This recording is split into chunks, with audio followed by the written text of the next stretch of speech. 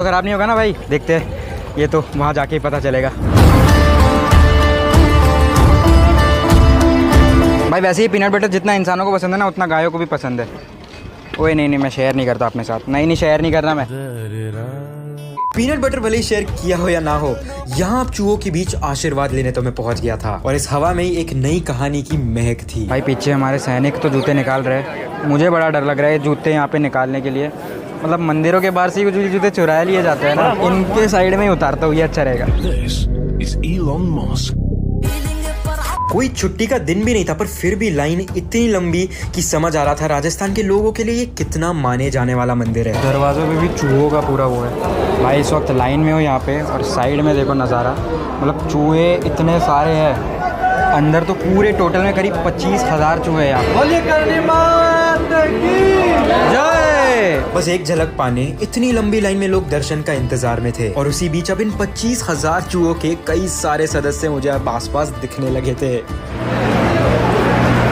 भाई अंदर लिटरली जो प्रसाद है वो चूहे खा रहे थे। अब पूरी तरह से अंदर आके पता चला था कि मंदिर के एक भी कोना ऐसा नहीं है जहाँ चूहे ना हो। प्रसाद से लेकर लिटरली हर चीज में चूहों की मौजूदगी थी। चूहों का झूठा प्रसाद बढ़ता है। ये बनाने के लिए सामग्री आती है, आटा और सबसे बनता है। चूहे भी जाते सामग्री में जाते। तो यहाँ पे सफ़ेद चूहा दिखा, मतलब कि माता रानी का साक्षात दर्शन हो जाता है। भाई सफ़ेद चूहा तो नहीं दिखा, बट सफ़ेद कबूतर ज़रूर दिख गया मुझे। जहाँ एक तरफ शहर में चूहे कचरे में पाए जाते, यहाँ इतने चूहों के बावजूद कोई गंदगी या फिर बदबू भी नहीं थी। स्लम्स में, दुनिया में चूहों की वजह से बहुत सारी बीमारियाँ फैलती हैं, यहाँ कोई बीमारियाँ नहीं फैलती। ऐसा कैसे?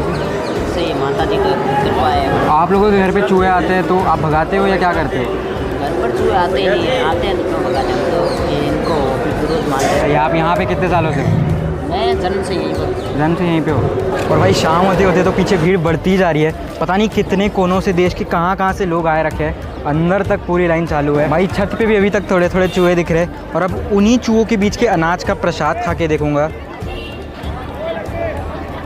जैसा कि उसने अंदर बोला, कोई बीमारी या कुछ यहाँ पे पड़ता नहीं है, पता नहीं क्या चमत्कार है। और ये इसलिए क्योंकि करनी माता का जो बच्चा है वो कुएं में डूब के मर गया था, और तभी उन्होंने यमराज से बहुत ज़्यादा प्रार्थना की उनके बच्चे की जान वापस लाने की। पर बहुत सारी रिक्वेस्ट के बाद यमराज ने उन्हें कहा कि उनके आने वाली जो भी पीढ़ी है वो चूहे के अवतार में मौजूद होगी, और इसलिए इस मंदिर के अंदर 25,000 से ज़्यादा चूहों को कब्बा बुलाया जाता है, जिसका मतलब है बच्चे। मतलब देश के कुछ कोनों में हम लोग अपने घर से चूहों को भगाते हैं, और कुछ लोगों के तो घर में चूहे आए तो वो उसे अपने बच्चे की तरह ट्रीट करते हैं। इस सबसे तो ये एहसास हो गया था कि इतने बड़े देश में इतने सारे कहानियां और ट्रेडिशंस है जो आज तक कई लोगों को पता भी नहीं, और बस ये वीडियोस एक जरिया बन चुकी है इन ट्रेडिशंस को फैलाने में मदद करने की। और ये सब तो बस ट्रेलर था, क्योंकि राजस्थान से अब तमिलनाडु पहुंच